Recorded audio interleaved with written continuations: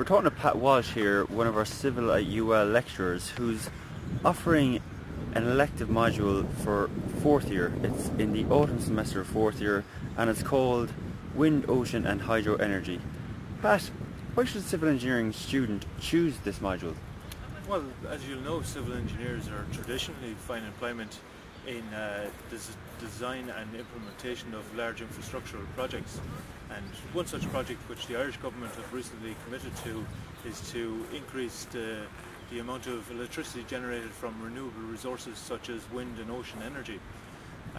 The target in this respect is to increase the amount of electricity generated to meet 42% of Ireland's demand by 2020. And I suppose to put this in context, currently we only generate around 10% of our electricity demand from renewables. So there's obviously a lot of further investment to be put in here, and this is going to lead to much employment opportunities over the next couple of years for suitably qualified civil engineers. So this module really is focused on meeting that demand and train civil engineers about the basics of these technologies, and also about all of the issues involved with modelling these and their widespread implementation. And what aspects of these projects would a civil engineer typically contribute to? Well, a civil engineer is really well placed actually to contribute in these projects. They can contribute to various aspects throughout both the design and implementation phases. Take for example wind farm installations. Civil engineers can contribute to collecting resource data, analysing the resource data, getting power output predictions, determining payback periods for the installation, looking at grid management and planning permission issues, as well as of course the design of the wind farm itself. But I suppose in addition to these things which will be covered in this module, civil engineers also get to put into practice a lot of the other skills which they develop through their degree in the structures and geotechnics areas, especially when these installations are proposed for bogland or offshore locations. And regarding wind, ocean and hydro energy, will there be equal emphasis on all three? Well, no, there won't be. The simple reason for this is that really the only proven technology out there to generate electricity from renewable resources is really in the wind energy sector.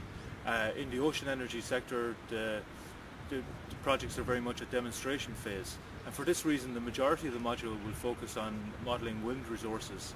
As well as that, then we will also be looking at pumped hydro systems or hydroelectric power stations, and the reason for this is that wind is essentially an intermittent resource, so that we won't always be able to generate power from it, but the idea being that we can generate a lot of power at specific times and store that energy for use at later times, and pumped hydro is one of the most promising technologies for this. So we've spent some time at that, so about a third of the module on that. The remainder of the module then will be spent on ocean energy projects, where we look at exemplar projects and some research that's currently being conducted in the field. And will there be any practical elements to this module? Yes, very much so. I intend on getting many key industrial players in to give invited talks to the class. There will be site visits to wind farm installations, to power or hydroelectric power stations, to research centre in Cork specialising in ocean energy research on the wave and tidal side.